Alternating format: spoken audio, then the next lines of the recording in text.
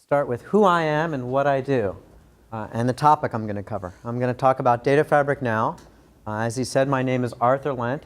I'm a Vice President Chief Architect at NetApp, and I'm responsible for our Data Fabric and Manageability Group strategy, as well as security across our product operations.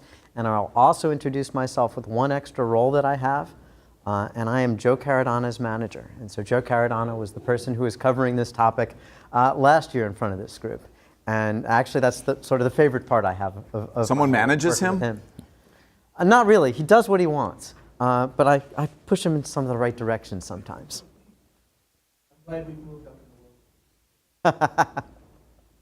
So I'm going to start with a little bit of a marketing slide that puts how we think about the data fabric into context.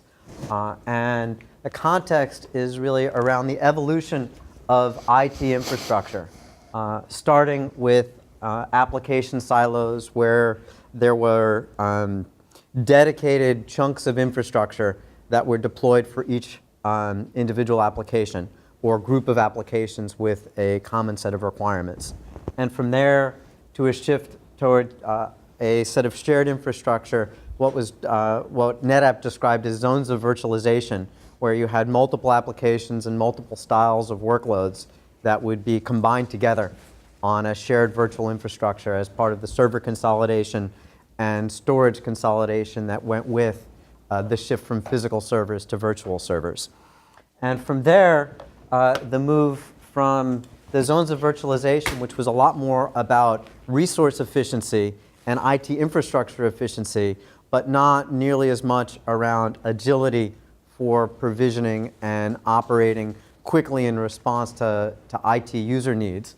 And that really became addressed with enterprise cloud, of having self-service provisioning portals and the ability for individuals within an enterprise to get their own IT resources on demand and have them provisioned in an API-driven, fully automated way, so that stuff didn't have to wait for a help desk, doesn't have to wait for a help desk ticket along the way.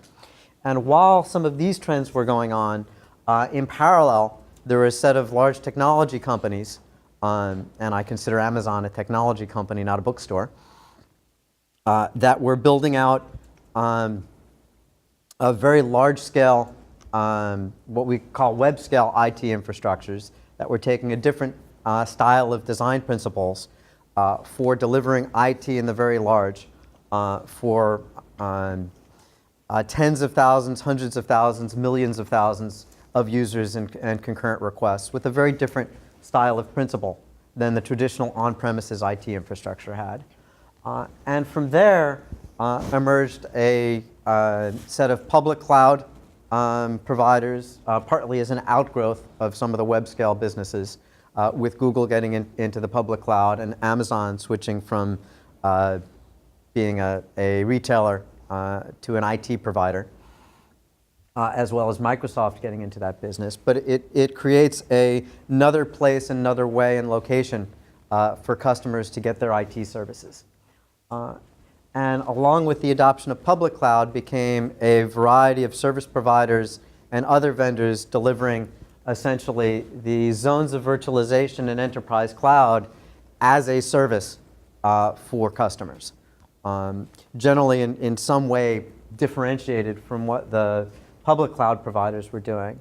And then also in parallel with all of these trends were the emergence of software as a service vendors that would take a particular IT function, whether it would be customer relationship management or email, and deliver that as an application service over the internet, as opposed to the customers having to build out and run that as their own on-premises infrastructure. And of course, everything I just went through should be motherhood and apple pie to everyone in this room. And the key thing that as NetApp thinks about our philosophy as we've seen this evolution was NetApp made a very, very conscious business choice as we saw these service providers emerging, when many of our competitors made the decision to get into the service provider business.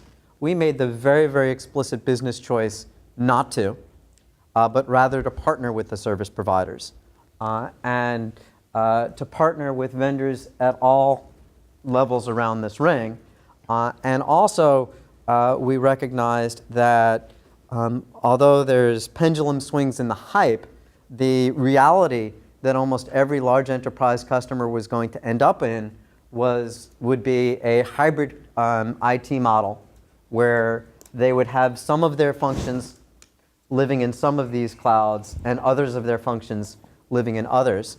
And that for quite a long time to come, enterprise IT is just going to live in a relative steady state of parts of their IT is on premises, parts of their IT will be in a public or service provider cloud, parts of their IT will be consumed over SaaS. And there may be particular classes of company that is more in one than another at a given time. Some may view themselves as trying to do an all-in cloud approach and try and be there, but then an acquisition will come of someone with some on-prem stuff and they won't be able to completely stay there.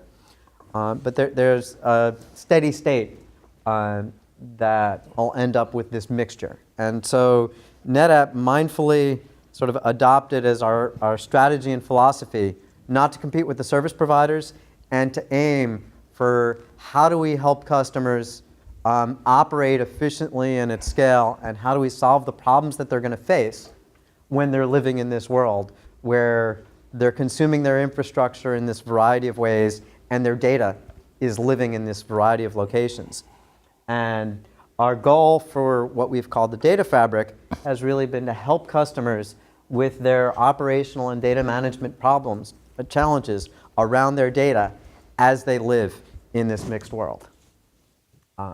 And this is a marketing slide that I'm not going to bother reading, and it's got a little Thank typo you. on it that we forgot to fix. But I'll leave it up there for another 30 seconds for people to read for what our vision is, and I see some people nodding their heads, and so I'm just going to click.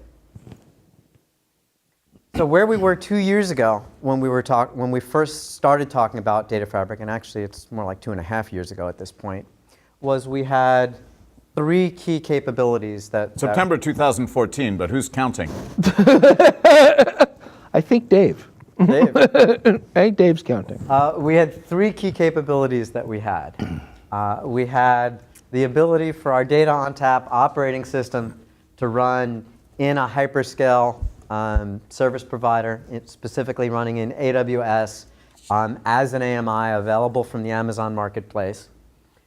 We had the ability for OnTap's its full performance set, its full RAS capability set to be purchased and deployed by a customer in a cloud colo facility so that they could have control over their data and have the full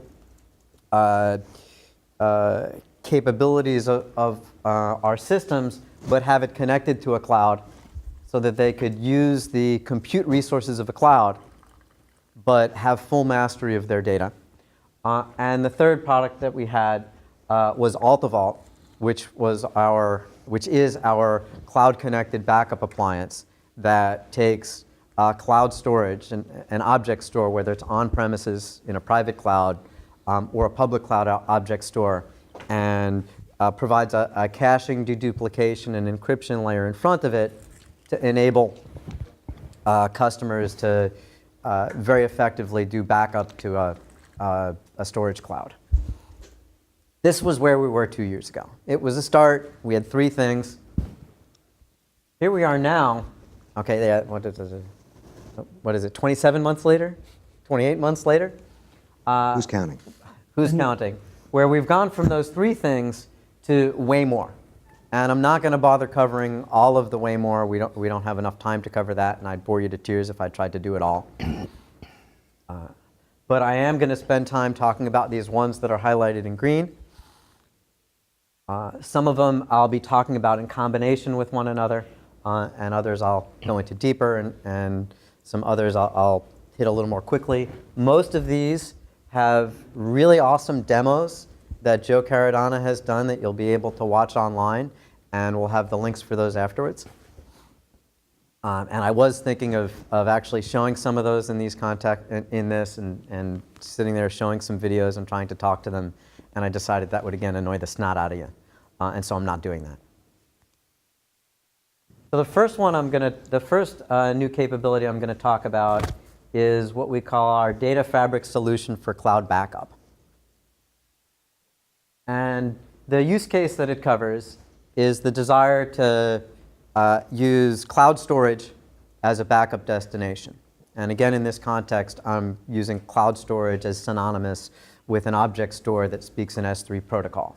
And so that can be an object store that's sitting in a private cloud. That can be an object store that is sitting in an Amazon cloud, Amazon S3, or in the Azure cloud, or a variety of other clouds as well that we support. And start with, you got data on premises. You want it efficiently backed up and easily backed up to reside in one of those clouds.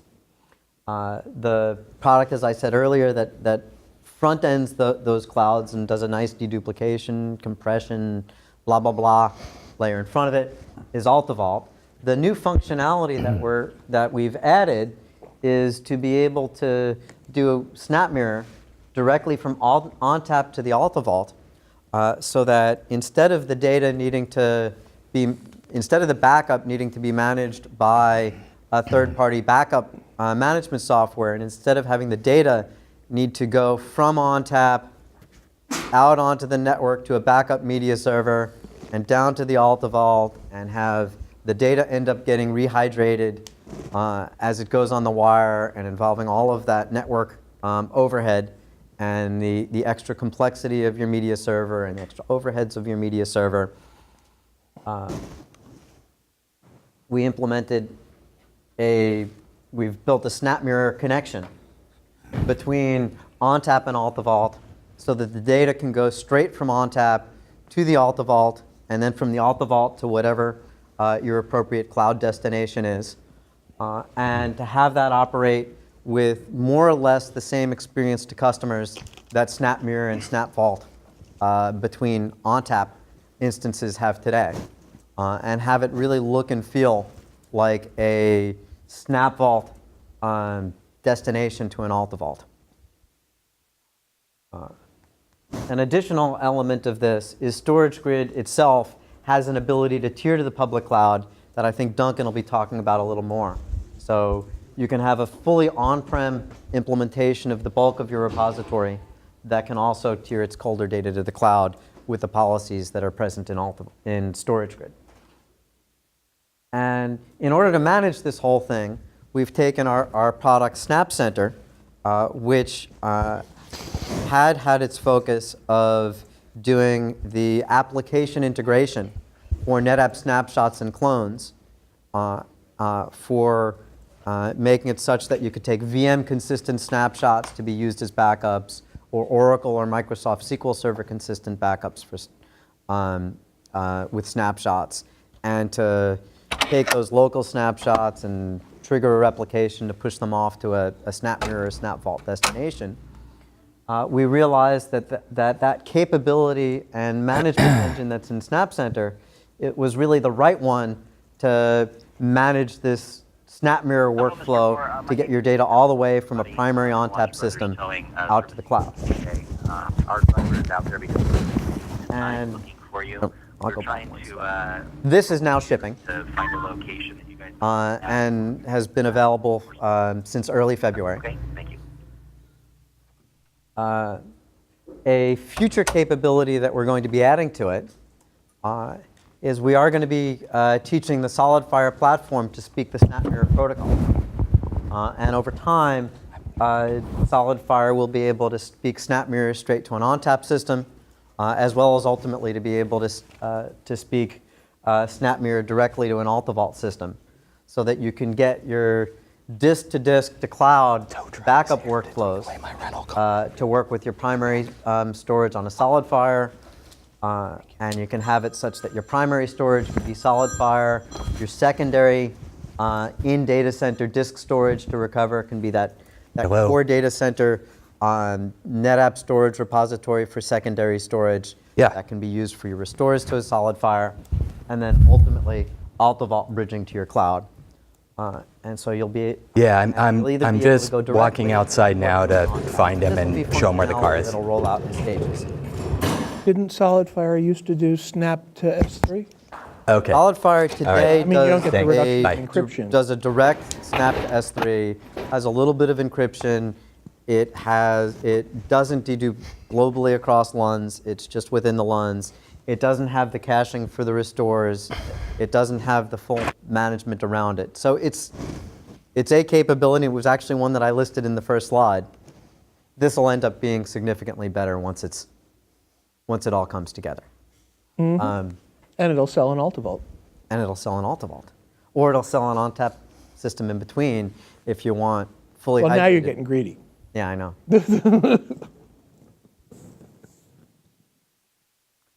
Can I just make a comment Yeah. about that? You know, I've got this analogy of what Data Fabric is like. With the internet today, you assume any device in the world can talk to any other device in the world, right? That's the place we got to. When the internet started, there were like 7 imps or whatever it was. And ever since, we've been adding more and more connections. And the more you add, the more like exponentially better. Every time we add another one of these connectors, it's just more choices and more Yeah. good stuff. Oh, yeah. Right? And so we're not saying you have to buy an AltaVault or you have to buy an OnTap. Oh, no, The more of and- these and connections when you I make, can- when I and can you'll go- see a big theme of we just keep adding more things that connect to more things, and Yeah, a and- lot of them NetApp, some of them not even NetApp gear, right? And eventually it'll actually feel like a fabric. Now it's kind of feeling like a spider web, you know. Yeah, well, you know, you got to But cut. you get the You got vision, some right? warps. You need more woofs. Yeah, and when I can go SolidFire AltaVault S3, I'll probably pay for the AltaVault in a year by reducing the amount of data I'm putting on S3. Exactly. So, you know, I'm somewhat humorous, I try, about you being greedy. No, and I mean, it's fair. We're a company. You're not a .org. Corporations are greedy, my friend. Well, or stupid. But those are the only two sometimes. choices. So this slide talks a little bit more about the full set of functionality that's in Snap Center. I spoke a little bit about its role with application integration for getting the application integrated snapshots and clones to enable it to be the pane of glass and API endpoint for doing copy data management around NetApp primary storage.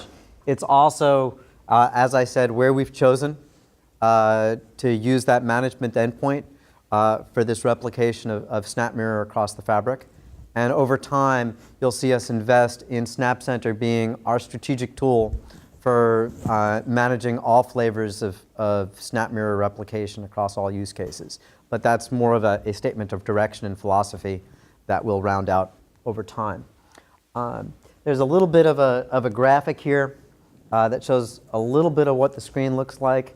And this ends up being a drag and drop interface for when a human's using it as opposed to going at it via RESTful APIs, where you can select your volumes and grab and drag them and drop them on whatever is the cloud you want it backed up to. And it will automatically, under the hood, find an appropriately configured AltaVault or configure an AltaVault appropriately to do the backup, set up the relationship, and then let you pick your policies and schedules. Also included in this is a file granular catalog. That's a capability that we never had in a complement with SnapMirror and SnapVault that people have been looking for. Yes. Do you see this now with the file catalog obviating the need for an enterprise backup software? Yes. Yes. That's what I wanted to hear. Thank you. Yeah. if you- And this is something that we are tackling use case by use case for when we're obviating the needs. So the first use case that we're nailing in its entirety is for that backup of a file sharing environment where it's home directories, project shares, technical computing content, industrial R&D. There's more work to be done to cover a use case of databases or LUNs and structured data inside there or of VMs. But ultimately, will be our aspiration is to cover it all. How do your backup and enterprise backup partners feel about that? Have they voiced their concerns? It's been a co-opetition situation for a while now, and yes, there are some concerns, but Screw them. We are competing with each other. I wouldn't go so far as to say that. Yeah, I know you wouldn't. That's why I did. Yeah. Well, I mean, because backing up NetApp environments requires certain development with NDMP and other types of things you Yeah, got to do. and so from a NetApp internal and from a NetApp customer perspective, our key objective here is to get rid of the NDMP complexity and actually to be able to stop investing in stuff like NDMP. And one of the things that we will do is when I go back to this picture, we very much intend to make the APIs for managing this an advancement of the current APIs that our backup partners use today to integrate with SnapMirror and SnapVault. Okay. So we will be perfectly fine with the backup partners who wish to provide that integration and management with it as soon as we've got the infrastructure to support it in a reliable way. And I was actually kind of annoyed that we managed to have the functionality first such that it was only available within our own product. That's a mindset that we are absolutely shifting so that when we're building core plumbing for the fabric, it's not going to be baked in so that only we can use it in our products to manage the fabric, but we very much recognize the need to provide a level playing field for partners. So if Veritas buys in, then I can build the schedule in NetBackup, Absolutely. but you'll be the data mover. Yes. And So, the roadmap, so that kind of functionality already exists today with Replication Director for SnapMirror and SnapVault in NetBackup between OnTap primaries and OnTap secondaries. And yes, we're very open if Veritas chooses to invest in managing this to support them in doing it. Okay. And we would like them to. and the roadmap, without asking for any information about how far down the roadmap, includes I back up VM images and you open them and catalog the files so I can do individual files from within, file restores from within a VM. We recognize that that's what it takes to completely be a backup solution. Not to harp on it, the question of the if a vendor, a third-party vendor, chooses to integrate with and manage the the data fabric motion through SAP Center, would you expect as the architect to have them leverage your catalog or to do their own cataloging? How would you see that happening? So I would say if I didn't hear the beginning of your question. Well, suppose you have a third, let's say Commvault, right? Okay. It already So doesn't tell if it's a backup vendor, I would expect the backup vendor the is probably going to do their own catalog. And I have a slide a little later on that explains what the architecture looks like. So you'll and some expose other the API, really? But so Snap Center exposes its own APIs, Right. but the level that is actually managing these relationships is actually an API layer one level lower down. That is part of what we were calling our API services layer and is part of our NetApp Service Level Manager product offering. And so that capability is integrated within Snap Center, but also is exporting the same APIs Snap Center is using, such that customers and partners can integrate to those APIs to get access to that same functionality. The catalog that Snap Center creates is a piece of Snap Center functionality. Right. But Snap Center itself in its latest release is also exposing northbound APIs to its functionality. So it's also, so in addition to Snap Center being the GUI, it can also be the thing that you automate against depending upon what the problem you're trying to solve is. Yeah. I wouldn't expect a backup vendor to integrate with Snap Center. I would expect them to integrate with the Hardware. automation layer that Snap Center is built on top of. Right, it's an either or. Can I make an analogy? Yeah. NetApp has aggressively partnered through a bunch of things like this in the past. I remember when Windows first put in the volume services, I forget, VSS, and it created snapshots. Oh my God, Windows is going to have snapshots. They're competing with us. And we went and looked at that and said, whoa, we can use that as a control point to trigger OnTap snapshots, which turned out to be faster and more efficient, but now there were Windows ones too, and so we would coordinate. And these things start out and it looks like your enemies. So many customers have bought into a big backup vendor to control their entire orchestration across multiple vendors. Yeah. There's no way we're going to go replace that whole thing. So, you start with something that, it could do everything, and then you start plugging in. As long as you're open about the APIs, in the end, I think you end up in a better spot. Now, I don't think we're about to put a whole bunch of people out of business, it's going to change the rules, and maybe we do move the data, and so it's faster, and they still have the control. Like that's all fine, right? We've done a lot of this style of partnering before, and in the end, I've always seen it work out pretty well for both sides. Yeah, I'd like to see the APIs in Snap Center extend to being able to do queries against the catalog, Yeah. so that I could, if I were a backup vendor, not build my own catalog, but let you access it, or I can build my own So orchestration. The capability you're talking about, I agree with. Where it's going to go in our portfolio, Yeah. the right spot, Yeah. is something I'm still trying to work out. But I absolutely see that requirement, and it's a spot that I was just talking with our technical director for Snap Center about making that happen Great. right before I came down here. Great minds think alike, Arthur. I'm just looking to make sure that I covered everything here. I'm adopted a style that Dave taught me like 10 years ago around how to present of you got stuff you want to talk about, and then you talk about it, and then you bring up the next slide that has those bullets, and you just check to make sure you hit them. Dave doesn't need to do that anymore, but I still do. Some other new things in Snap Center 2.0 is we've got REST APIs now out the front, so that everything that you can do from the GUI in Snap Center is able to be integrated with partner and customer workflows.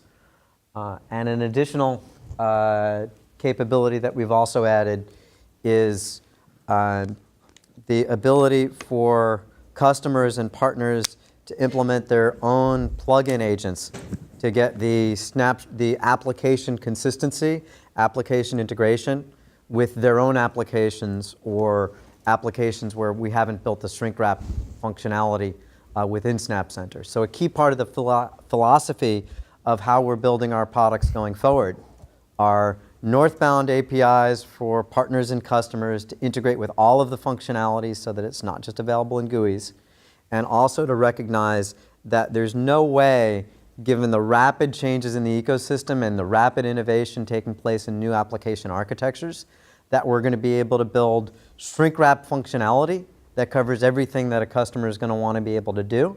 So we're explicitly opening up the APIs within these systems so that customers and partners can write their own modules to provide those integrations. And that's something that's now a part of Snap Center. And so now I'm done with that topic. The next hybrid cloud capability I want to talk about is OnTap Fabric pools. And the main concept behind Fabric pools is around taking the data that's in a dedicated primary storage appliance and taking the cold data and tearing it off from that storage appliance into some flavor of cloud storage. And again, I'm using cloud storage as sort of synonymous with object storage, because you've got your object stores that can live in an on-prem private cloud, in the case of StorageGrid from NetApp, or Ceph, or the Swift object store, or other third-party proprietary object stores, as well as object stores in the public cloud with S3. And the basic concept of Fabric pools is really an extension of how hybrid aggregates works, but adapted to the combinations of everything that's great about SSD now and all of the complexities of what's involved in interacting with an object store. And so the hot data comes in, lands on SSDs, stays on SSDs until it gets cold, and automatically migrates off into an object store and gets fetched back when it's needed. The architecture for this is appropriate to cover cases where your object store is on premises, or where your object store is in the cloud, is off premises in a public cloud. And in addition, it covers the deployment form factor of running with OnTap Cloud, where OnTap is running in an AWS EC2 instance, and your hot blocks go in EBS, and it automatically tiers your cold blocks into S3. That's actually a cool use case. This is really cool functionality. That's a cool use case right there. Very cool. I love this. Two questions before you move on. Yeah. Have you identified workloads? My big fear about fabric pools, when I'm architecting to a customer, is they've got, let's say it's, right now I know we're just doing snapshots, right? The first one, Right. the first release is going to be snapshots only. Right. Partly because of the big fear of, oh my God, what happens if I put cold data in the active file system and suddenly it's not cold anymore? Or how do I figure out actually that my it's going to be question. okay? Yeah. Well, that's the whole set of questions that Yeah. that we've got. And so a key part of Maybe I should what let we're it go. building with, whoops. I had another version of this slide that actually shows exactly what the product looks like more clearly with the what's on premises Yeah. and what's in the cloud and what's the- hot and cold. And When I get look at that. fabric pools, But go go ahead, finish your thought. ask your question and then I'll Okay. give my answer. I was So gonna when just I look start at answering fabric without listening. pools, I go, great, I can migrate all of my cold data to an object store. Mm-hmm. And one of the reasons I want to do that is because I want to reduce the impact of backup on the primary. Mm-hmm. How are you doing? You have to come up with a way to do that so that I don't still spend 3 days walking the file system to find out which files are hot. That the conventional backup methods in fabric pools we need to make a change there. Didn't you see the topic I just covered before this? Yes. So an incremental, so the key thing is with fabric pools, if you're going to be putting data in the active file system and not just snapshots into your cloud, you have to, I shouldn't say have to. It is extraordinarily desirable to use an incremental forever backup paradigm Completely agreed. so that you're never doing an L0. And so, for example, the integration that we're building with AltaVault, that we've built and delivered with AltaVault, with SnapMirror, is an incremental forever approach. And so, And the cold blocks that and now that you do catalogs, addresses the problem. and if you're using a third-party backup product, woe unto you if you're not doing one that's smart enough to do an incremental forever safely. Yeah, it's not the doing the incremental forever. It's finding the incremental that is It the needs problem. to be done. It's because if I'm running net backup or network or TSM, they all do incremental forever. But they also so the metadata. Yeah. So there's different ways this can be configured, and we're still working on the variety of policies. But there will almost certainly be a policy that keeps all of the metadata present on flash, so that the scanning of the file system Right. to find what's changed never has to go out. And so if it's cold data that hasn't changed, you're not going to need to suck it out on an incremental forever. Yeah, but I, determining, dependent on solution. I understand that. Yeah. The problem is if I've got 10 million files determining what and needs 9 to be. million files are in the S3 repository, when I run NetBackup is going to check the archive bit or the last access date for all 10 million files. Not if it leverages NetApp APIs, Not if it. because NetApp expose it through SnapDiff. That's the solution. 'Cause- Or the So I will take how robust so is the metadata? Well, no, NetApp it can no track- so It's- I now understand the question you have, which is if there's tons of files Yes. for a third-party backup piece of software to have to scan the entire file system to figure out what's changed. I've had that's gonna clients. be a pain. I've had clients where on an FAS that literally takes 3 days. Okay, I now understand your point, and so I now have to rewind to one of my roles as I'm strategy for that data fabric and manageability group. And previously, our position has been we haven't been willing to share that efficient API with our partners. And I basically hear you saying Fabric Pools is going to have a problem Yeah. if we don't share that Yes. API with our backup partners. Yeah, you need. Thank you for mentioning that to me. You That need- hadn't occurred to me until right now. You need. I get it. You need SnapDiff or like NTFS does have a log of these. I get it. The list of files that changed and not get it. walk the file system. Yeah. It's a very fair point. Okay. That was Fabric Pools. So the next thing I want to talk about, so in that original picture I had that showed things circling around, there was a spot on the far left that was SAS. And there's a whole lot of data that's ending up landing in SaaS applications. And here's some examples of SaaS applications that a lot of customers are using. I think these may all be in use by parts of NetApp. No, not all of them, but a lot of them. And when you look at what a SaaS provider is responsible for, the SaaS provider is responsible for managing the application, deploying the application, getting the application right, getting all of its functionality right to meet your needs. They're responsible for the infrastructure that the application runs on top of. They're responsible for making sure that it scales to your needs and that it handles all the capacity that you need. But there's a bunch of stuff that the SaaS vendor is not really responsible for. The IT in the enterprise is, at the end of the day, the one holding the bag, especially if it doesn't get done right or screwed up. I mean, if something gets deleted, your internal customer goes to the IT team for help. If there's a virus or malware that ends up screwing it up, the IT team ends up holding the bag.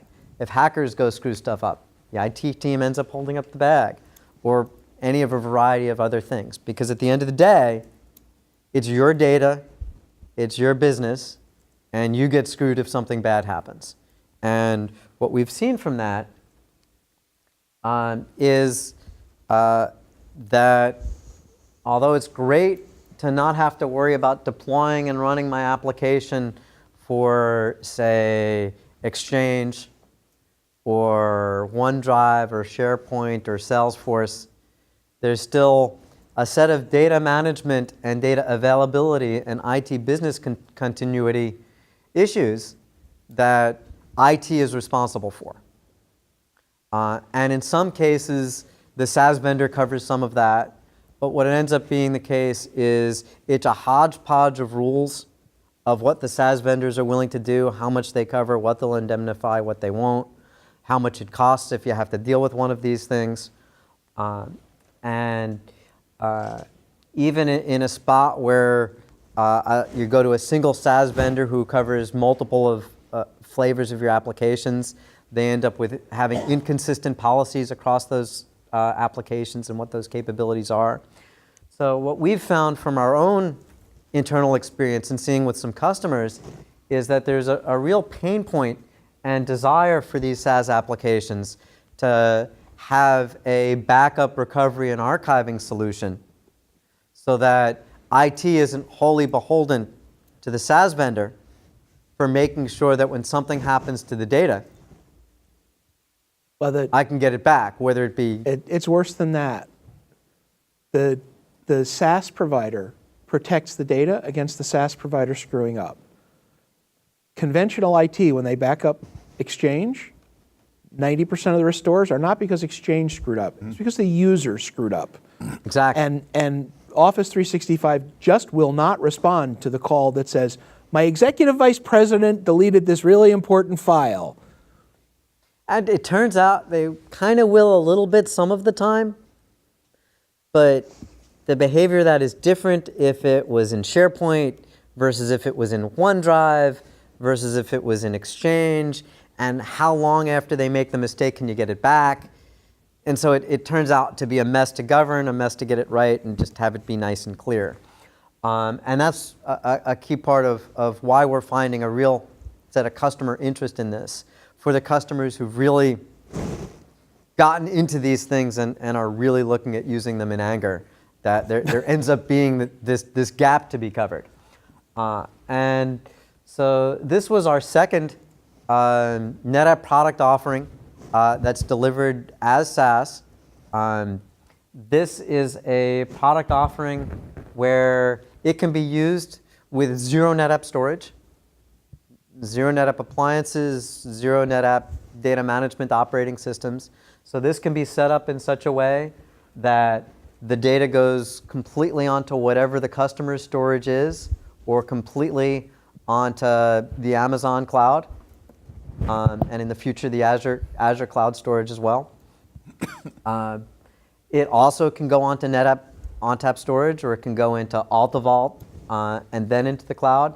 but a key part of our philosophy here was building this data management functionality for the SaaS application to provide that backup, recovery, and archiving, and make it the customer's choice as to whether they end up using NetApp storage with it or not. Okay, so, no, Dave gets priority. I was just going to say, a lot of these start naturally as backup, but the ones that get me passionate is when you actually expose the data to more analytics or something like that. Right. Because, I mean, I won't name the SaaS vendor, but at NetApp, we had one of our SaaS vendors. It was expensive to do analytics in their cloud, and we just sucked the whole thing out and synced it and used our own gear, or you could use Amazon for this. When you expose analytics, suddenly you're building business value. As opposed to backup, you lowered the bill on your problem prevention. So that's the place. And it's the same underlying infrastructure. It's just the next generation of exposing it to Elastic MapReduce or whatever. Yeah, and what, the solutions that exist for this now,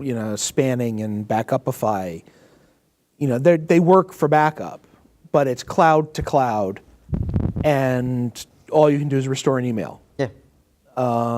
So what's the data, when you make the backup, what's the data look like so that I can do the kind of analytics Dave's talking about? Because it's one thing to say we backed it up to my premises, but, can I slice, dice, and julienne it?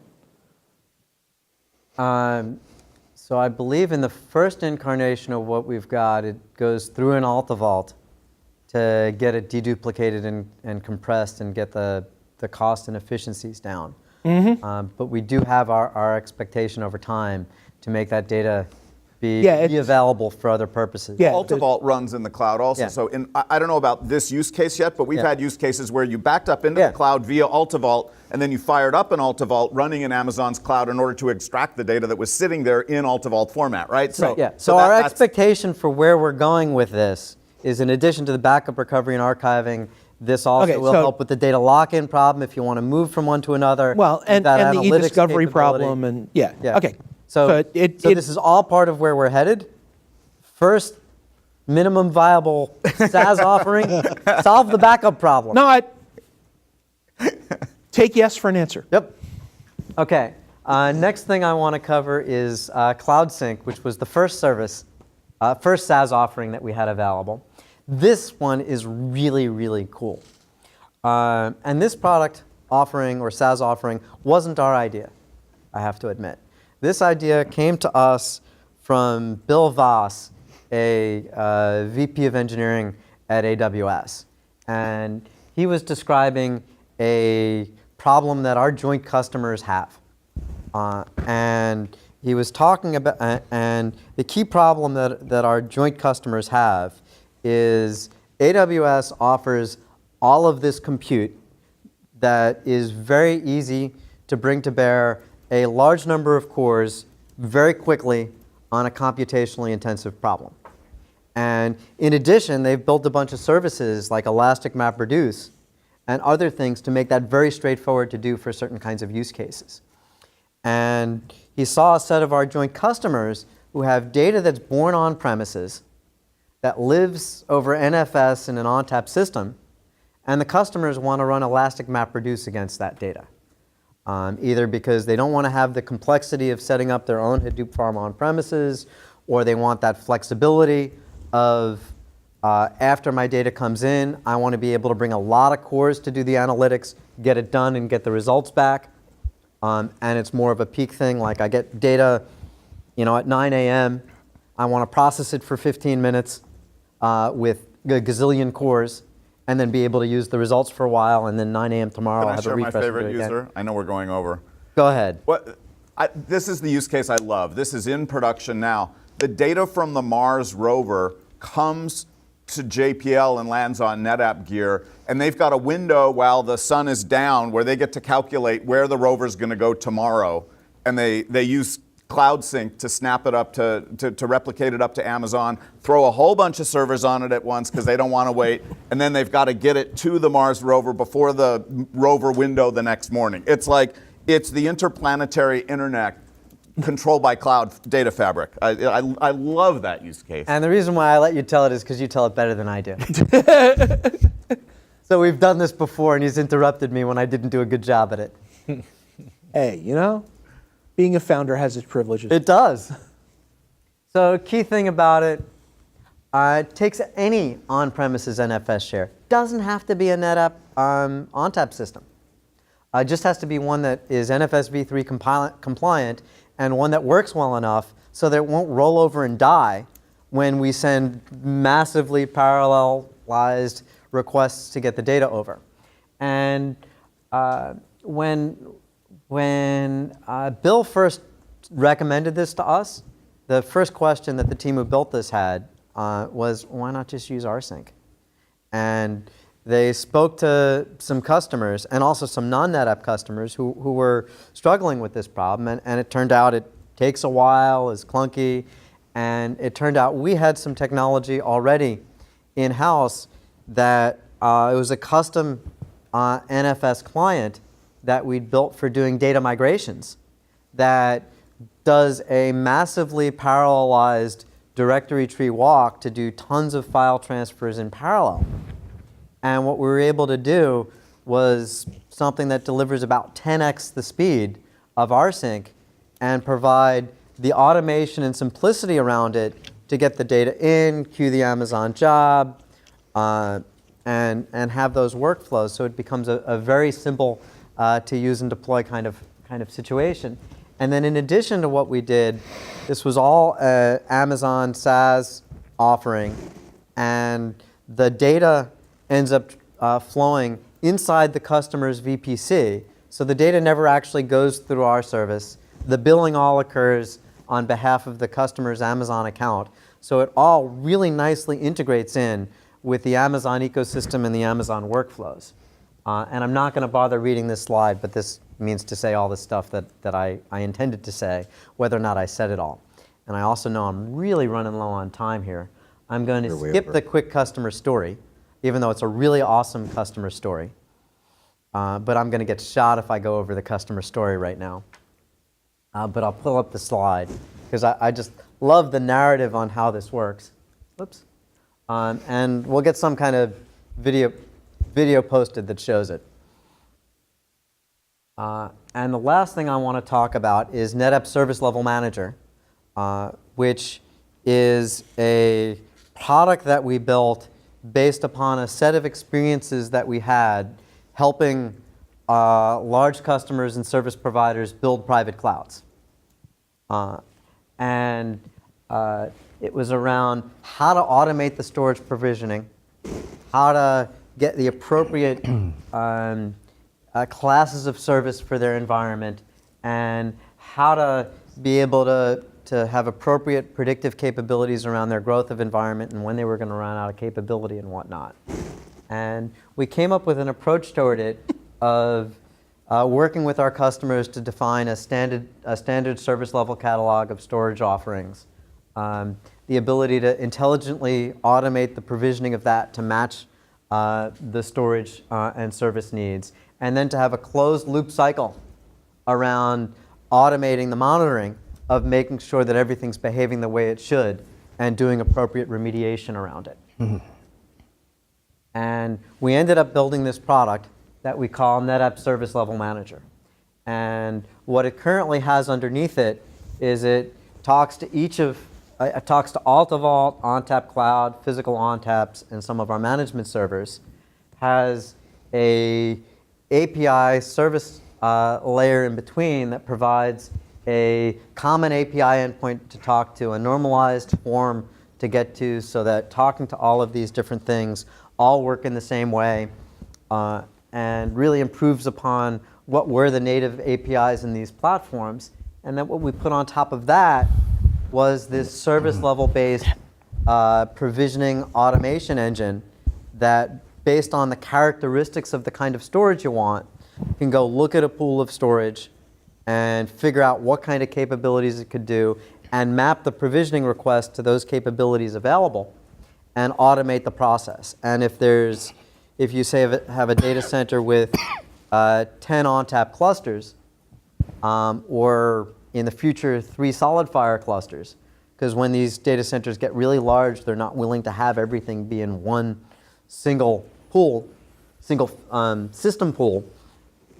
The NetApp Service Level Manager is able to do both the performance and capacity planning across that large landscape and do the automation of the decisions across those and the mapping of the policies to what each of the endpoints is capable of, and provides an API out the top that we are using as we build our products and that we are exposing to our partners as they build theirs. And a set of bullets that say what I just said. And now I'm going to close. So Some marketing guy spent months working on that. some marketing guys spent months on that. So the message I want you to take away Why is is there glass in space? we started talking about this a little less than 2.5 years ago. Oh, and I don't have the typo here, by the way. We started working on this 2.5 years ago. We started talking about this 2.5 years ago. We've really been hard at work on building a lot of this stuff, and a lot more of it's rolled out over the last, over this period of time. There's some of these capabilities that I didn't talk about that Duncan either will, or once Duncan's allowed to talk about them, you'll hear from Duncan in the future. Yeah. And so this is an area of really ripe investment and innovation, and I love coming into work every day on this stuff. It's just so cool.